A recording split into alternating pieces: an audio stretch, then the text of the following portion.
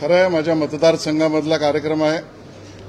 तो कार्यक्रम मतदारसंघातल्या लोकांनी आणि त्याहीपेक्षा पर्यटन विभागाने त्या कार्यक्रमाला सहकार्य केलं होतं। या ठिकाणी दिलेल्या परवानग्या या पूर्णपणे कुठल्याही मद्य विक्रीला नाही।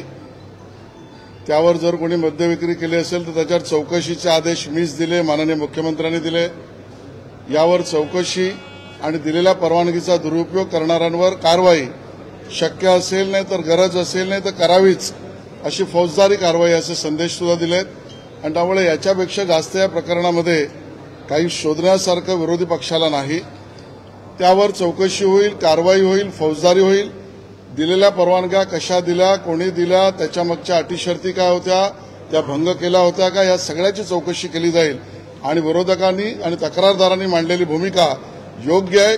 किल्ला आणि किल्ला परिसर यात कुठल्याही मद्यपान विक्रीला परवानगी असूच शकत नाही, हीच भूमिका सरकारची आहे। तुम्ही गेलात किल्ले अडवा आणि पार्टी करा असं त्यांनी म्हटलेलं आहे। स्वतः सांस्कृतिक मंत्रीच्या कार्यक्रमाला मी कार्यक्रमाला गेलो, तो माझा मतदारसंघ आहे आणि त्या ठिकाणी असलेल्या कार्यक्रमामध्ये पर्यटन विभागाचा कार्यक्रम तो असल्यामुळे तिथे जाणं यात काही गैर नाही। याचा अर्थ कुठल्याही परवानग्या भंग करायला आणि मद्यपान विक्रीला कुठलीही परवानगी द्या आणि दिल्यावर जा अशी कुठलीही भूमिका सरकारची आणि माझी नाही। तुम्ही गेलात तेव्हा तिकडे असा काही प्रकार होण्याची काही असं मी काय पाहिलं नाही, मी असं काय पाहिलेलं नाही, कारण मी त्या भागात गेलोच नाही।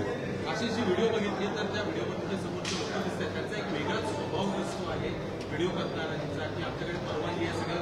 कोणाचा आशीर्वाद आहे आणि एवढी जी गरमी त्यांनी दाखवलेली आहे व्हिडिओमध्ये ती कोणाचा आशीर्वाद? ज्याने कोणी गरमी दाखवली आहे ते चुकच आहे, त्याच्यावरही कारवाई झाली पाहिजे।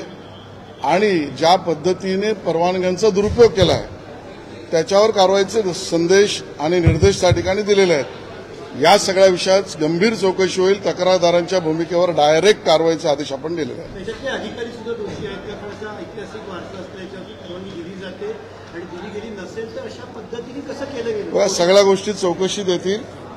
परवानगी असेल तर त्याच्या अटी शर्ती भंग केल्यात, त्या कोणी केल्यात, का केल्यात याची चौकशी होईल आणि ज्याला परवानगी दिली त्याच्यावर सुद्धा फौजदारी कारवाई होईल।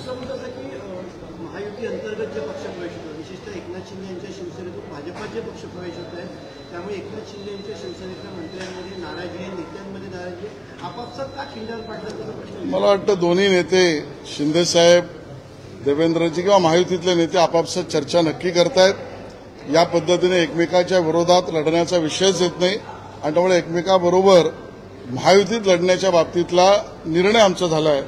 त्या स्थानिक विषयांवरच्या भूमिकांवर आमचे प्रदेश अध्यक्ष आणि शिवसेना एकनाथ शिंदेजींचे नेते आपापसात चर्चा करतील। काही विषयावर चर्चा होईल, आपापसात निर्णय करतील। महानगर गॅसचा सगळ्यात मोठा इश्यू मुंबईमध्ये आहे। जवळपास 2 दिवस झाला इश्यू सुरू आहे, तर प्रश्न सुटत नाहीये। मला असं वाटतं या विषयातली संपूर्ण माहिती मला आत्ता नाही आहे, पण माननीय संबंधित मंत्र्यांशी, मुख्यमंत्र्यांशी आणि अधिकाऱ्यांशी मी स्वतः बोलेन आणि याचा पाठपुरावा करेन।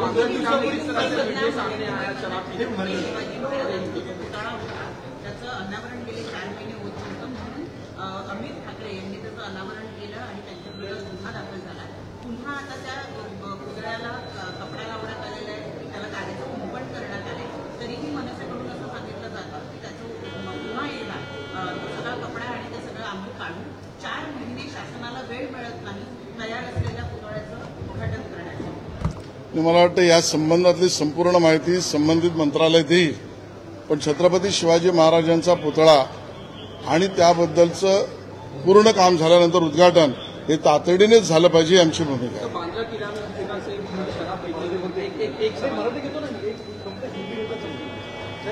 नगराध्यक्ष पदाच्या उमेदवारामध्ये जवळपास राज्यामध्ये सर्व पक्षांनी अनेकांनी स्वतःच्या मंत्र्यांना किंवा आमदारांनी स्वतःच्या पत्नींना उमेदवारी दिल्याचं दिसून येतं। मुळात भाजपचा पक्ष कायम परंपरा किंवा घराणेशाहीला विरोध करतो, मग अशा ठिकाणी इतक्या मोठ्या प्रमाणामध्ये तिकीट देण्याचं कारण काय आहे? मला असं वाटतं की या संबंधित विषयामध्ये स्थानिक स्तरावर आणि महाराष्ट्राचे प्रदेश अध्यक्ष आणि समितीशी चर्चा करून उमेदवारीचे निर्णय होतात। त्या उमेदवारांच्या झालेल्या निर्णयामध्ये सर्व कार्यकर्त्यांचं सर्वानुमत किंवा बहुतांश मत विचारात घेऊन निर्णय केले जातात। तशी उमेदवारी दिली आहे अशी त्या ठिकाणी माझी माहिती आहे।